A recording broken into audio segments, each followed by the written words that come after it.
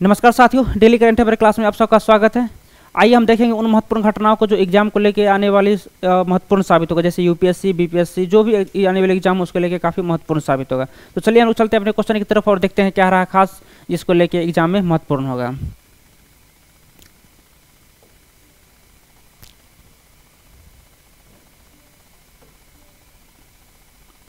भारत में पंचायती राज प्रणाली के लिए समग्र विकेंद्रीकरण सूचकांक डीआई रैंकिंग में कौन सा राज्य शीर्ष पर रहा? शीर्ष यानी प्रथम स्थान की बात कर रहा है। कौन सा राज्य प्रथम स्थान दर्ज किया? तो देख लेते हैं कि डीआई रैंकिंग में किसने स्थान दर्ज किया। केरल, तमिलनाडु, कर्नाटक, महाराष्ट्र। तो इसका सही आंसर होगा ऑप्शन सी, कर्नाटक ने डीआई रैंकिंग में अपनी पहली स्थान दर्ज की है। वहीं बात किया जाए पंचायती राज जो त्रिस्तरीय बनाया गया था वो बलवंत राय मेहता के सिफारिश पे बनाया गया था। पहला जो है सो पंचायत राजस्थान में बनाया गया था। नेक्स्ट,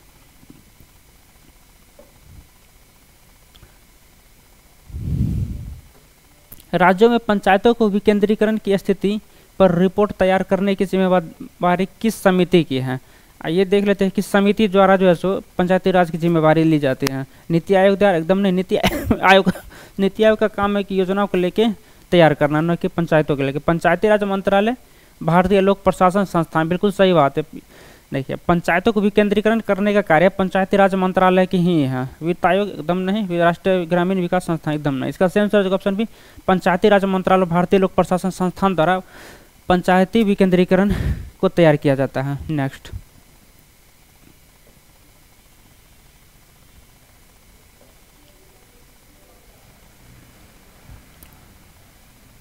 पेरिस समझौतों के तहत भारत की अद्यतन राष्ट्रीय स्तर पर निर्धारित योगदान में निम्नलिखित में से कौन से प्रावधान शामिल है? देख लेते हैं कि पेरिस समझौतों के लेके कौन सा योगदान भारत सरकार के द्वारा दिया जा रहा है, जिसको लेके क्वेश्चन में आया है। 2030 तक जीडीपी की उत्सर्जन तीव्रता को 45% तक कम करना। ये बिल्कुल सही बात है। भारत सरकार का लक्ष्य है कि 2030 तक जो है सो अपने जीडीपी के हिसाब से 45% तक कार्बन को कम करना है। 2030 तक 75% तक नवीकरणीय ऊर्जा क्षमता प्राप्त करना है। ऐसा नहीं है 2030 तक हम लोग 75% नवीकरणीय ऊर्जा नहीं है, लेकिन 2070 तक जो है सो कार्बन न्यूट्रल होने की बात जरूर कही गई है। वनीकरण को 50% भूमि क्षेत्र का बढ़ाना है। ऐसा नहीं है, भारत सरकार पहले से इस पे काम कर रहा है कि 50% 70% बढ़ाने की बात हो जाए तो और अच्छा है, लेकिन ऐसा कभी योजना अभी तक नहीं है। तो इसका सही आंसर ऑप्शन केवल एक, option A the right answer. Next,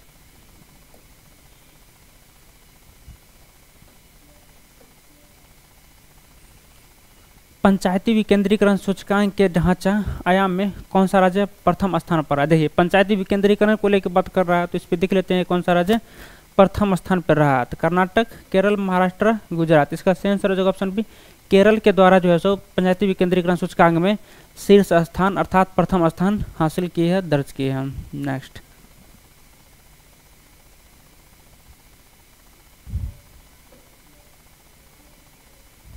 मुख्यमंत्री माझी लड़की बहन योजना के बारे में निम्नलिखित में से कौन सा कथन सत्य है? ध्यान रखिए, ये सत्य की बात कर रहा है, यानी जो सही है। देख लेते हैं क्या। यह 18 से 45 वर्ष तक की महिलाओं को 1500 प्रति माह प्रदान की जाती है। 18 से नहीं है, ये 21 से 65 वर्ष तक की महिलाओं को जो है सो 1500 रुपये मंथली जो है सो दिया जाता है।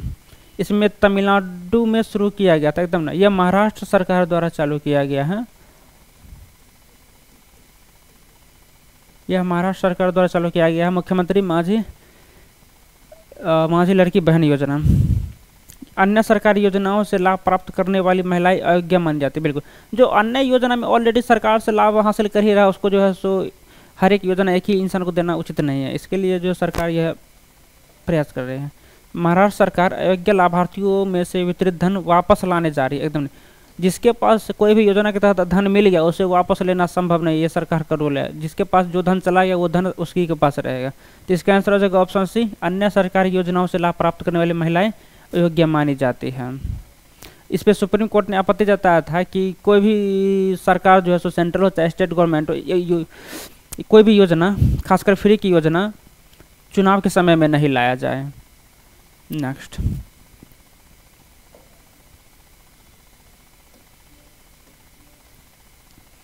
भारत अमेरिका रक्षा सहयोग के तहत समुद्री सुरक्षा के लिए किस नई तकनीकी पर विचार कर रहा है। आइए विचार कर लेते हैं कि भारत और अमेरिका किस नई टेक्नोलॉजी पे विचार कर रहा है। हमने आपको बताया था वेब ग्लाइडर को लेकर, चाहे हाइड्रो वेब ग्लाइडर हो चाहे सरफेस वेब ग्लाइडर हो, इसको लेकर भारत और अमेरिका समझौता किया है कि हिंद महासागर को लेके, हिंद महासागर में टेक्नोलॉजी को लेके, हिंद महासागर अशांत नहीं हो, सुरक्षित रहो, इसको लेके भारत और अमेरिका सहयोग जारी किया। देखते हैं वेब ग्लाइडर मानव रहित सतह विमान, बिल्कुल सही बात है। ब्रह्मोस, ब्रह्मोस जो है रूस के साथ किया गया, और रूस का मस्कोवा नदी और भारत का ब्रह्मोस नदी, ब्रह्मपुत्रा नदी से लिया गया है। INS विक्रांत की बात किया जाए तो भारत के पास ऑलरेडी, और चंद्रयान से यहाँ पे कोई मतलब ही नहीं है, तो इसका हो जाएगा ऑप्शन है वेब ग्लाइडर मानव रहित सतह विमान को लेकर भारत और अमेरिका साझेदारी की है। नेक्स्ट,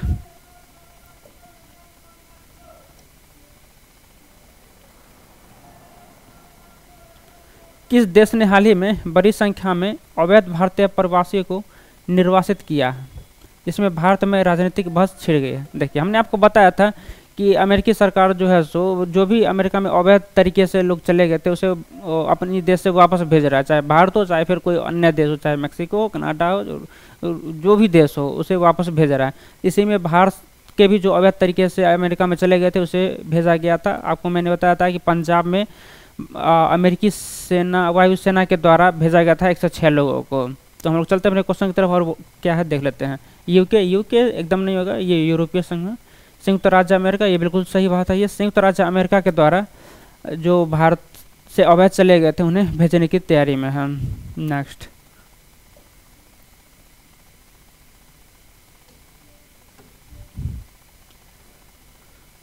निम्नलिखित में से कौन सा वन अग्नि रोकथाम और प्रबंधन योजना का हिस्सा नहीं है। देखिए ये नहीं पूछ रहा है, ध्यान में रखिएगा कौन सा हिस्सा योजना नहीं है। तो ये देखते हैं कि अग्नि प्रबंधन को लेकर इसमें से कौन सा शामिल नहीं है। थर्मल इमेजिंग से युक्त ड्रोन का उपयोग, बिल्कुल। देखिए आजकल का टेक्नोलॉजी में थर्मल इमेजिंग यूज का ज़्यादा क्या होता है। थर्मल इमेजिंग होता है क्या कि हीट को कैप्चर करता है, और हीट से जो पता चल जाता है कि कहाँ पे आग लगी या नहीं लगी, क्योंकि आग लगी तो हीट तो जनरेट होगा, इससे तो और आसान ही हो जाता है। राज्य सरकारों को वित्तीय सहायता प्रदान करना, बिल्कुल। अगर कुछ ज़्यादा महत्वपूर्ण घटना हो गया तब तो राज्य सरकार को तो वित्तीय सहायता मिलना चाहिए, क्योंकि ज़्यादा अगर परेशानी वहाँ पे है तो आपदा आ गया है तो। समुदाय आधारित अग्नि प्रबंधन कार्यक्रम, देखिए कोई भी ट्रैवल को देखे होंगे, ट्रैवल जनजाति एक्चुअली करते क्या है, झूम कृषि लेके कहीं पे फसल के कोई भी वन कटाई कर देते हैं, इसको लेके जो है सो आग लग जाती है। इसको आग को रोकने के लिए सरकार के द्वारा जो है सो स्पेशल समुदाय आधारित प्रबंधन कार्यक्रम चलाया जाता है, उत्तराखंड हो चाहे अन्य भी हो। आग रोकने के लिए बड़े पैमाने पर वनों की कटाई, देखिए आग रोकने के लिए वन की कटाई थोड़ी किया जाता है, आग रोकने का इसका कोई मतलब नहीं है। तो इसका ऑप्शन हो जाएगा ऑप्शन डी, आग रोकने के लिए बड़े पैमाने पर वनों की कटाई। क्योंकि वन की कटाई कर देंगे तो फिर ऑक्सीजन के लेवल ही कम जाएगा। ऐसा थोड़ी होता है कि वन की कटाई, वन हम लोग रोपने की बात करते हैं, काटने को थोड़ी ना। नेक्स्ट,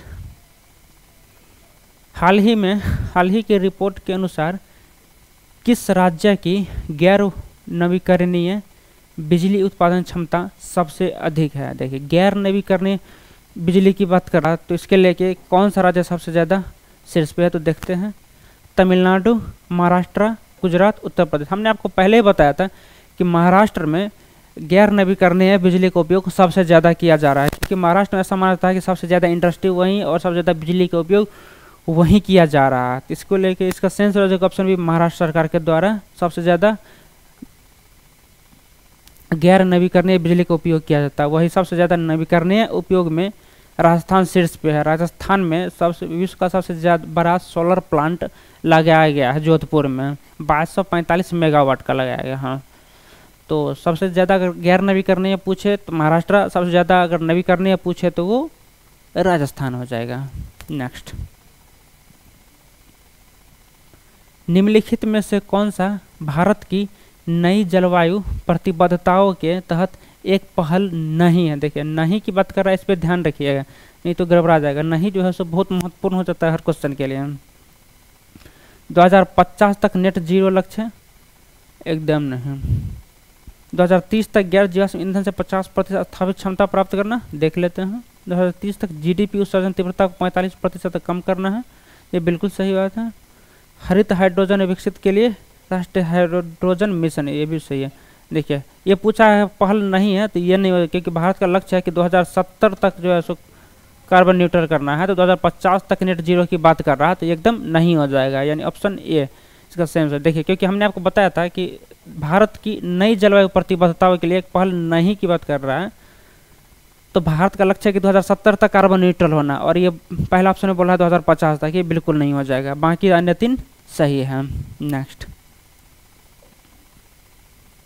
भारत में पूजा स्थलों का अधिनियम 1991 का क्या महत्व है? देखिए 1991 को लेकर बात कर रहे हैं। हमने आपको बताया था कि बाबरी मस्जिद को लेकर यह अधिनियम जो है सो बनाया गया था, जो 1947 से पहले जो भी धार्मिक स्थल है उसको लेके जो है सो अगर जो पहले से बना उस पर तोड़ फोड़ या उस पर आपत्ति जताना मुश्किल है, इसको लेके कानून बनाया गया था। तो हम लोग देखते हैं क्वेश्चन पे और क्या रहा हम। यह 1991 से पहले बने धार्मिक स्थलों को ध्वस्त करने की अनुमति देता है। एकदम नहीं, इस कानून का ये लक्ष्य नहीं, हमने आपको बताया इस कानून का लक्ष्य है कि 1947 से पहले जो भी बने उसको लेके ये कानून आया है, न कि जो है सो इसका है जो 1991 से पहले। यह धार्मिक स्थलों की पहचान और चरित्र को स्वतंत्रता दिवस के समय जैसा था वैसा ही बनाए रखने की रक्षा करता है। बिल्कुल सही बात है, हमने आपको बताया 1947 यानी जो भारत का स्वतंत्रता तो 1947 में मिला था, तो यह धार्मिक स्थलों की पहचान और चरित्र की स्वतंत्रता दिवस के समय जैसा था वैसा ही बनाए रखने की रक्षा करता है। बिल्कुल सही हो जाएगा, यानी ऑप्शन बी। यह स्मारक को पूजा स्थलों को नियंत्रित करने के अधिकार देता है। नियंत्रित करने के लिए कानून नहीं लाया गया है। यह शहरी योजना में सभी धार्मिक स्थलों को समान प्रतिनिधित्व अनिवार्य करता है, ऐसा भी नहीं। इसका सही आंसर हो जाएगा ऑप्शन बी। नेक्स्ट, राष्ट्रीय स्वचालित फिंगरप्रिंट पहचान प्रणाली का प्राथमिक उपयोग है किसके लिए किया जाता है? देख लेते हैं कि आखिर फिंगरप्रिंट पहचान प्रणाली का उपयोग किसके लिए सबसे ज़्यादा किया जा रहा है। बैंकिंग धोखाधड़ी को ट्रैक करना, आपराधिक मामलों में फॉरेंसिक जांच को बेहतर बनाना, ये बिल्कुल सही बात है। अवैध आवर्जन पैटर्न का पता लगाना, साइबर अपराधियों को रोकना, बिल्कुल। इसका सही आंसर हो जाएगा ऑप्शन बी। आपराधिक मामलों में फॉरेंसिक जांच को बेहतर बनाने के लिए सबसे ज़्यादा फिंगरप्रिंटिंग का उपयोग किया जा रहा है। नेक्स्ट, हाल ही में किस राज्य में वनों की कटाई के खिलाफ चिपको शैली के विरोध का आयोजन किया गया? देखिए हमने आपको बताया था कि चिपको आंदोलन के लेकर सुंदर बहुगुणा के द्वारा उत्तराखंड में चलाया गया था, जिन्हें उन्हें 2009 में पद्म भूषण से सम्मानित किया गया था। लेकिन अभी ये सुर्खी में इसलिए है क्योंकि महाराष्ट्र में चिपको आंदोलन के तहत ही विरोध किया गया है वन को कटाई को लेकर। तो हम लोग देखते हैं अपने क्वेश्चन पे क्या रहा है खास। उत्तराखंड, हिमाचल प्रदेश, महाराष्ट्र, कर्नाटक, जिसका सही आंसर हो जाएगा ऑप्शन सी महाराष्ट्र में। हमने अभी आपको जस्ट बताया कि महाराष्ट्र में चिपको आंदोलन को लेकर अभी विरोध किया गया था। नेक्स्ट, किस देश ने भारत को जलमग्न क्षेत्र जागरूकता प्रौद्योगिकियों में सह उत्पादन के अवसर दिए हैं? देख लेते हैं कि आखिर किसने ऐसा जारी किया है बात। ब्रिटेन एकदम नहीं, रूस, संयुक्त राज्य अमेरिका, फ्रांस। इसका सही आंसर ऑप्शन संयुक्त राज्य अमेरिका ने भारत के जलमग्न क्षेत्र को लेके, हमने अभी आपको थोड़ा देर पहले बताया था ग्लाइड मिसाइल को लेके भारत और अमेरिका ने साझेदारी की, वही क्वेश्चन है, सिर्फ थोड़ा सा इसको बात को चेंज कर दिया है कि जलमग्न क्षेत्र जागरूकता बोल दिया। हमने आपको बताया था कि हिंद महासागर को लेके, हिंद महासागर में कैसे भारत अपना टेक्नोलॉजी विस्तार करे, सिर्फ यही क्वेश्चन है हम। नेक्स्ट, भारत की भागीदारी वाला क्वाड सुरक्षा गठबंधन मुख्य रूप से किस लक्ष्य पर केंद्रित है? देखिए क्वाड में 4 देश हमने आपको पहले बताया था, कौन कौन? भारत, अमेरिका, जापान और ऑस्ट्रेलिया क्वाड में शामिल हैं। क्वाड का लक्ष्य है कि हिंद महासागर या फिर प्रशांत महासागर में चीन का प्रभुत्व को काउंटर किया जाए। तो देखते हैं अपनी ऑप्शन पे क्या रहा है खास। एक वैश्विक व्यापार समझौता स्थापित करना, एकदम नहीं। एकल डिजिटल मुद्रा विकसित करना, क्वाड का ऐसा लक्ष्य नहीं है कि एकल डिजिटल व्यवस्था करना, हाँ, लेकिन ब्रिक्स का ऐसा जरूर मकसद है कि एकल डिजिटल अपनी मुद्रा बनाने के चक्कर में ब्रिक्स देश है, इसको लेकर अमेरिका ने आपत्ति जताई है कि ब्रिक्स जो है सो अपना मुद्रा बनाने के चक्कर में है, इस पर रोक लगाया जाए, लेकिन अभी तक ऐसा नहीं हुआ है। समुद्री सुरक्षा को बढ़ाना और इंडो पैसिफिक में चीन के प्रभाव का मुकाबला करना, हमने भी आपको जस्ट ये चीज़ बताया है। सदस्य देशों के बीच सांस्कृतिक आदान प्रदान को बढ़ावा देना। ऐसा नहीं, सांस्कृतिक आदान प्रदान तो द्विपक्षीय सहायता के द्वारा ही हो जाता है, इसके लिए क्वाड की कोई जरूरत नहीं है। क्वाड का मुख्य लक्ष्य है समुद्री सुरक्षा को बढ़ाना और इंडो पैसिफिक में चीन के प्रभाव का मुकाबला करना। इसका आंसर हो जाएगा ऑप्शन सी, बिल्कुल सही आंसर हो जाएगा। नेक्स्ट, तो आज का क्वेश्चन इतना ही तक था। आशा करते हैं आप लोगों को क्वेश्चन अच्छा लगा होगा, जो एग्जाम को लेकर काफ़ी महत्वपूर्ण साबित होगा। वीडियो को लाइक और शेयर जरूर करें। बहुत बहुत धन्यवाद।